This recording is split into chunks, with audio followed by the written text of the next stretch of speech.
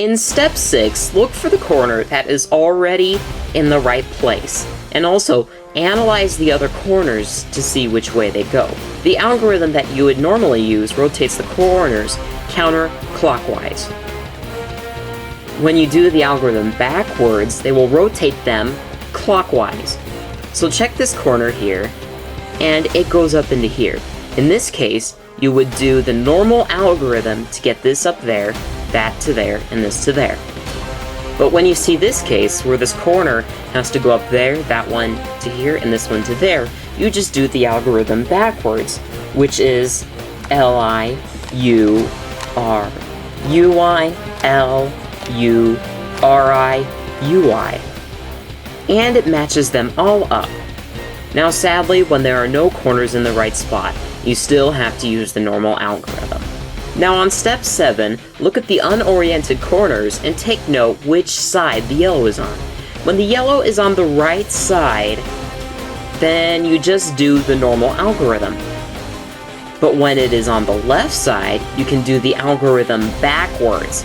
So normally you would have to do the algorithm RIDIRD 4 times in order to get this oriented right. But when you do the algorithm backwards, you only have to do it twice. D-I-R-I-D-R, D-I-R-I-D-R. Rotate the other corner to put it in place, and do R-I-D-I-R-D, R-I-D-I-R-D.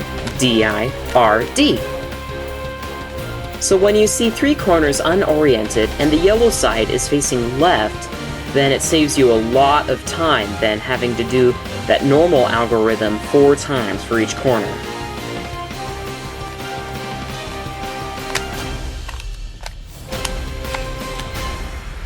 Now there's a little neat thing that you can do when you have 4 or 2 corners that need to be oriented. It does not work when you have 3 of them.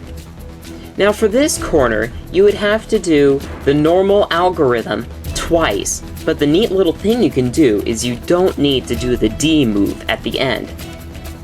For a corner that you need to do the 2 algorithms backwards, you don't need to do the DI at the beginning. For the yellow face on the right side would then be R-I-D-I-R-D-R-I-D-I-R.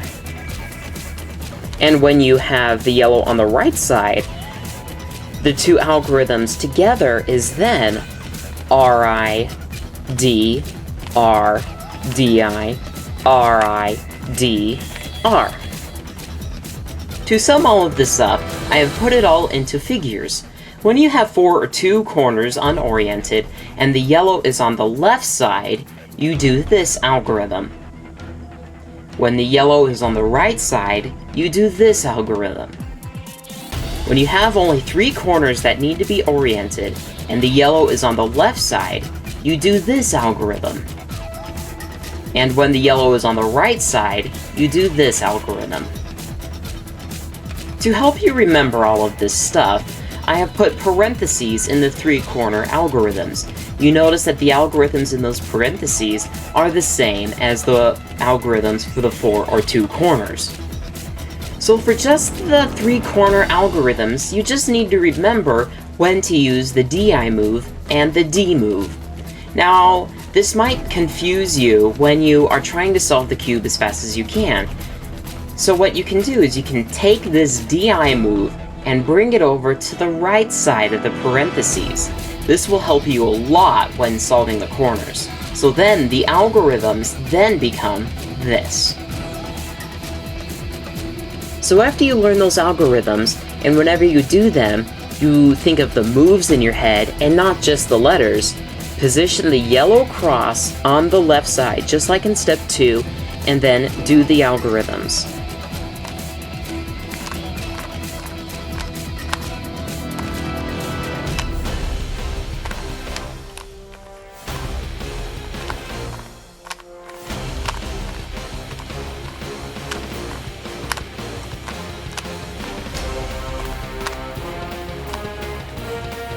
I will also demonstrate 2 other cases.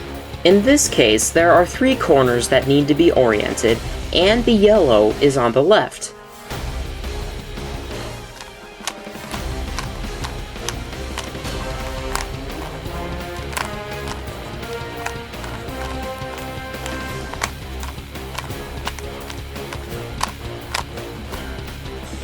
In this case, the yellow is on the right.